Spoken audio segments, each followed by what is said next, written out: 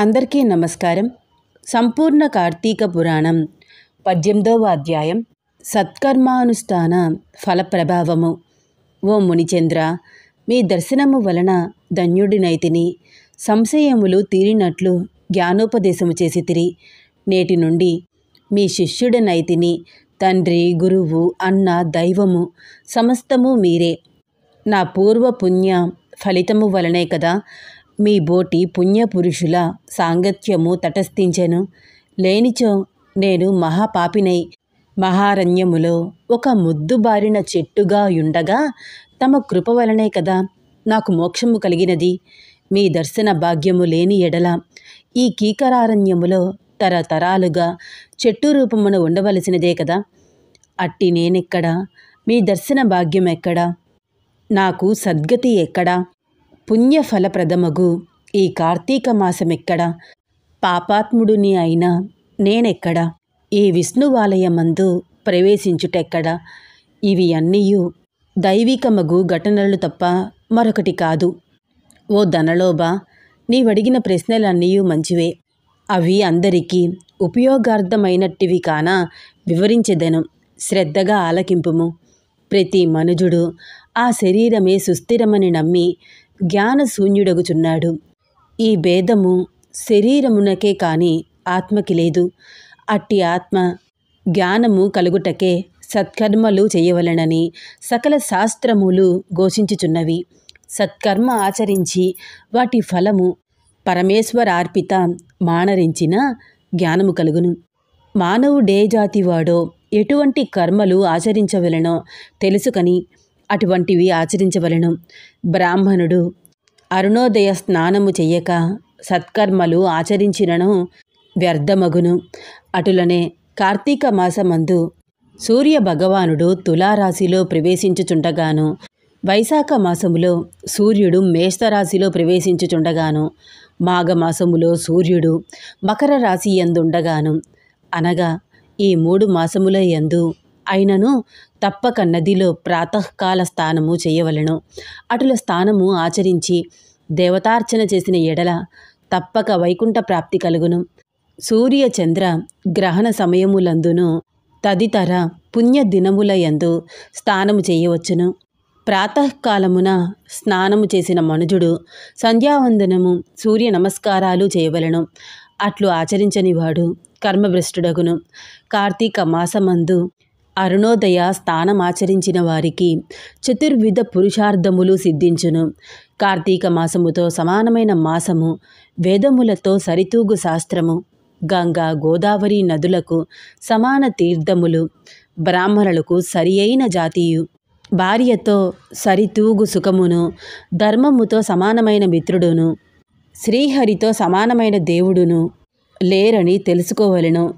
కార్తీక మాసమందు విద్యుక్త ధర్మముగా స్నానాదులు ఆచరించిన వారు 1,000,000 యాగములు చేసిన ఫలమును పొంది వైకుంఠమునకు పోవుదురు అని అంగీరసుడు చెప్పగా విని మరలా ధనలోభుడు ఇటుల ప్రశ్నించెను. ఓ మునిశ్రేష్ఠ, చతుర్మాస వ్రతమని చెప్పితిరే, ఏ కారణము చేత ఇది ఆచరించవలెను? ఇది వరకు ఎవరైనా ఈ వ్రతము ఆచరించియున్నారా? ఆ వ్రతము యొక్క ఫలితము ఏమి? విధానము ఏమిటి? సవివరముగా విశదీకరింపుడు అని కోరుకొనెను. అందులకు అంగీరసుడు ఇటుల చెప్పెను. ఓయి వినుము. చతుర్మాస్య వ్రతమనగా శ్రీ మహావిష్ణువు మహాలక్ష్మితో ఆషాఢశుద్ధ ఏకాదశి దినమున పాల సముద్రమున శేషుని పాన్పుపై శయనించి కార్తీక శుద్ధ ఏకాదశి నాడు నిద్ర నుండి లేచును. ఆ 4 మాసములకే చతుర్మాస్యమని పేరు. అనగా ఆషాఢశుద్ధ ఏకాదశి, శయన ఏకాదశి అనియు, కార్తీక శుద్ధ ఏకాదశిని ఉత్తాన ఏకాదశి అనియు, ఈ వ్రతమునకు చాతుర్మాస్య వ్రతమనియు పేరు. ఈ 4 మాసములలో శ్రీహరి ప్రీతి కొరకు స్నాన, దాన, జప, తపాది సత్కార్యాలు చేసినచో పుణ్యఫలము కలుగును. ఈ సంగతి శ్రీ మహావిష్ణువు వలన తెలుసుకుంటిని కాన ఆ సంగతులు నీకు తెలియజేయుచున్నాను.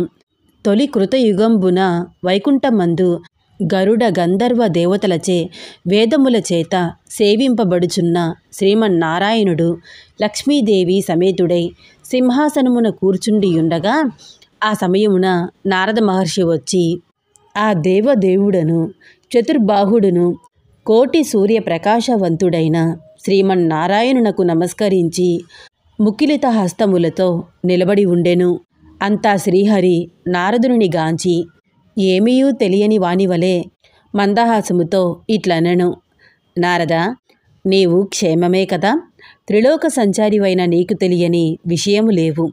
మహామునులు సత్కర్మానుష్ఠాలు ఎట్టి విఘ్నములు లేక సాగుచున్నవా?